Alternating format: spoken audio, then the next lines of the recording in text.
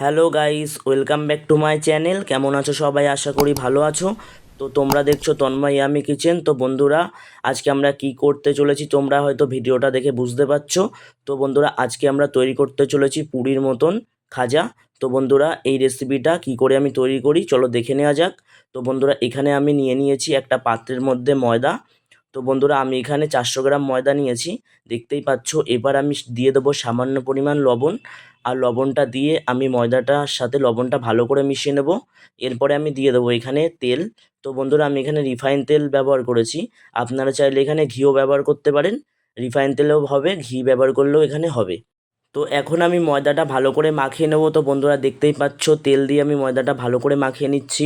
মানে ময়দাটা আমাদের ভালো করে ময়াম দিয়ে নিতে হবে, কারণ ময়ামটা ভালো করে না দিলে কিন্তু এটা ভালো করে তৈরি হবে না। দেখতেই পাচ্ছ আমরা ভালো করে ময়দাটা ময়াম দিয়ে নিয়েছি, কেমন গোটা গোটা হয়ে যাচ্ছে। তো আমাদের ময়দাটা ভালো করে ময়াম দেওয়া হয়ে গেছে। এরপরে আমি দিয়ে দেবো সামান্য পরিমাণ জল। তো বন্ধুরা, এখানে আমাদের অল্প অল্প জল মিশিয়ে কিন্তু ময়দাটা মেখে নিতে হবে, কারণ যদি আমরা প্রথমে বেশি পরিমাণ জল দিয়ে নিই তাহলে কিন্তু ময়দা মাখাটা ভালো হবে না। তো এই কারণে আমি অল্প অল্প জল দিয়ে নিচ্ছি ময়দাটার মধ্যে আর মেখে নিচ্ছি। দেখতেই পাচ্ছ আবার একটু জল দিয়ে নিচ্ছি ময়দাটার মধ্যে। তো দিয়ে আমি ভালো করে আবার একটু মেখে নেব। তো আমাদের এইভাবে মেখে নিতে হবে। তো বন্ধুরা, ফাইনালি আমাদের ময়দাটা মাখা হয়ে গেছে। দেখতেই পাচ্ছ কতটা সুন্দর হয়েছে ময়দা মাখাটা, আর কতটা সফট হয়েছে। এরপরে আমি এটা দুভাগে ভাগ করে নিয়েছি আর এটা গোল গোল করে নিয়ে নিচ্ছি, দেখতেই পাচ্ছ। তো এইভাবে আমরা ময়দাগুলো সবগুলো এইভাবে গোল গোল করে নেব। এরপরে আমাদের এটা বেলে নিতে হবে। দেখতেই পাচ্ছ এখানে আমি ময়দাটা নিয়ে নিয়েছি আর এটা সুন্দর করে বেলে নিচ্ছি। তো বন্ধুরা, এটা আমাদের বেলা হয়ে গেছে। আর এর যে লেয়ারটা আছে দেখেছো আমি কতটা মোটা রেখেছি। তো আমাদের লেয়ারটা এরকম মোটা রাখতে হবে। তো আমাদের এখানে বেলা হয়ে গেছে। তো আমরা আবারও একটা নিয়ে নিয়েছি লেচি এখানে, আর এটা আবারও সুন্দর করে আমি বেলে নেবো। দেখতে পাচ্ছ ওপর থেকে একটু ময়দা দিয়ে বেললে ভালো হয়। তো এর জন্য আমি একটু ময়দা নিয়ে নিয়েছি ওপরে। তো এটা আমি বেলে নিয়েছি। তো এইভাবে এটার লেয়ারটাও ঠিক একই রকম করেছি। তো এইভাবে ফাইনালি আমি সবগুলো করে ফেলেছি এখানে, দেখতে পাচ্ছ। তো বন্ধুরা, আমাদের সবগুলো বেলা হয়ে গেছে এখানে। এরপরে আমাদের লাগবে একটা বাটির মধ্যে নিয়ে নেব আমরা চালের গুঁড়ো। আপনাদের কাছে যদি চালের গুঁড়ো না থাকে তাহলে এখানে ময়দাও ব্যবহার করতে পারেন। আর দিয়ে নেব আমি সামান্য রিফাইন তেল। তো বন্ধুরা, এখানে আমাদের যে ময়দাটা আমরা বেলে রেখেছিলাম এটার ওপরে সামান্য পরিমাণ রিফাইন তেল দিয়ে নিতে হবে। দেখতেই পাচ্ছ আমি এখানে সামান্য পরিমাণ রিফাইন তেল দিয়ে নিয়েছি। আর রিফাইন তেলটা দিয়ে আমি এখানে ভালো করে মাখিয়ে নিয়েছি। আর দিয়ে দেবো আমি এখানে চালের গুঁড়ো।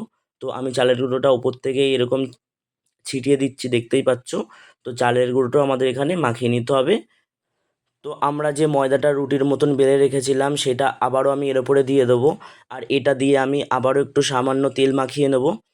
তো তেলটা আমি এখানে দিয়ে নিয়েছি আর এটা হাত দিয়ে আবারও ফের মাখিয়ে নিচ্ছি। এরপরে আমি চামচে করে দিয়ে দিচ্ছি চালের গুঁড়ো। তো এইভাবে আমি চালের গুঁড়োটা দিয়ে দিয়েছি আর চালের গুঁড়োটা আবারও মাখিয়ে নিয়েছি। তো বন্ধুরা, এরপরে আবার একটু আমি তেল দিয়ে নিচ্ছি এখানে। তেলটা দিয়ে আমি এটা মাখিয়ে নেব আর উপর দিয়ে সামান্য চালের গুঁড়ো দিয়ে নিচ্ছি। তো সবগুলো আমাদের এইভাবেই করতে হবে। তো আমাদের এটা করা হয়ে গেছে। এরপরে আমাদের গোল করে রোল করে নিতে হবে। দেখতেই পাচ্ছ আমি এখানে গোল করে রোল করে নিয়েছি। আর সামনের যে মুখটা আছে এখানে একটু জল লাগিয়ে নিতে হবে, যেন এটা ভালো করে আটকে যায়। এর জন্য আমি জল লাগিয়ে নিয়েছিলাম। আর এটা হাত দিয়ে চেপে চেপে একটু সরু করে নিতে হবে বা লম্বা করে নিতে হবে। আর এটা আমাদের হালকা হাতে চেপে লম্বা করতে হবে, এটা কিন্তু প্রেশার দিয়ে লম্বা করা যাবে না। তো বন্ধুরা, এবার আমি একটা ছুরির সাহায্যে এটা কেটে নিচ্ছি, দেখতেই পাচ্ছ। এটা আমাদের এরকম করে কেটে নিতে হবে। তো আমরা এখানে সবগুলো কেটে নিয়েছি। তো এরপরে আমি এটা একটু হালকা করে চেপে এটা হালকা করে বেলনির সাহায্যে এটা একটু লম্বা করে নেব। তো বন্ধুরা, দেখতেই পাচ্ছ আমি এখানে সবগুলো এইভাবেই লম্বা করে নিয়েছি। তো আমাদের খাজা বানানোর জন্যে আমরা এটা তৈরি করে ফেলেছি। তো অন্যদিকে আমাদের একটা নিয়ে নিতে হবে কড়াই।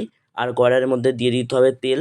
তো আমি এখানে রিফাইন তেল দিয়ে নিয়েছি আর রিফাইন তেলটা আমাদের ভালো করে গরম করে নিতে হবে। তো রিফাইন তেলটা আমাদের গরম হয়ে গেছে বন্ধুরা, দেখতেই পাচ্ছ। এরপরে আমি খাজাগুলো ছেড়ে দেবো তৈরি করার জন্যে।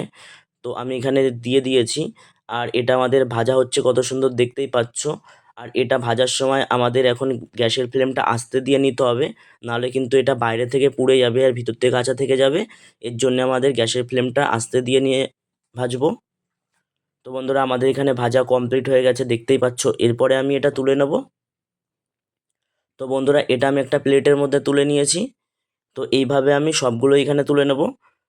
তো আমাদের যে বাকি খাজাগুলো ছিল সেগুলো আমরা এখন দিয়ে দেবো তেলের মধ্যে ভেজে নেওয়ার জন্যে। তো বন্ধুরা দেখতেই পাচ্ছ আমি তেলের মধ্যে এগুলো ছেড়ে দিয়েছি। তো এগুলো আমাদের ভেজে নিতে হবে ভালো করে। তো আমাদের ভাজা হয়ে গেছে।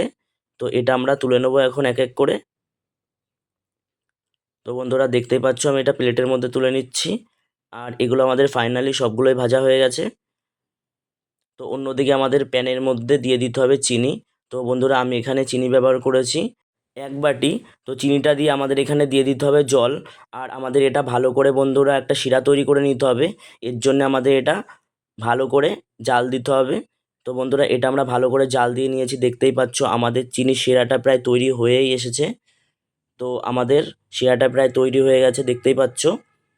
তো এইভাবে শিরাটা তোমাদের করে নিতে হবে। এরপরে আমাদের যে খাজাটা আছে যেটা আমরা ভেজে রেখেছিলাম সেটা এখন আমি চিনির শিরার মধ্যে দিয়ে দেবো এক এক করে। তো বন্ধুরা আমি এখানে দিয়ে দিয়েছি। এটা আমাদের 5 মিনিট ভিজিয়ে রাখতে হবে এইভাবেই। তো বন্ধুরা প্রায় আমাদের 5 মিনিট পরে দেখতেই পাচ্ছ আমাদের খাজাগুলো কত সুন্দর তৈরি হয়ে গেছে। আর এটা আমি একটা প্লেটের মধ্যে তুলে নিচ্ছি। তো বন্ধুরা এই রেসিপিটা কিন্তু আপনারা অবশ্যই বাড়িতে বানানোর চেষ্টা করবেন। খুবই সুন্দর একটা রেসিপি, আপনারা দেখেই বুঝতে পাচ্ছেন। আর এই রেসিপিটা যদি বাড়িতে তৈরি করে রাখেন তাহলে আপনারা দীর্ঘদিন ধরে খেতে পারবেন। আর এটা বাচ্চারা খুব পছন্দ করবে। আর আপনাদের যদি মনে হয় এই রেসিপিটা বানানো অনেক কঠিন, কিন্তু না, এই রেসিপিটা খুবই সুন্দর আর খুব সহজ একটা রেসিপি। তো বন্ধুরা আশা করি আমার ভিডিওটা ভালো লেগেছে। তাহলে যদি ভালো লেগে থাকে তাহলে অবশ্যই একটা লাইক করে দেবেন, শেয়ার করে দেবেন, কমেন্ট করে দেবেন। আর বন্ধুরা ভালো থাকবেন, সুস্থ থাকবেন। দেখা হচ্ছে নেক্সট কোনো ভিডিওতে। আর আপনারা যদি আমার চ্যানেলটা সাবস্ক্রাইব না করে থাকেন তাহলে অবশ্যই একটা সাবস্ক্রাইব করে দেবেন। ধন্যবাদ।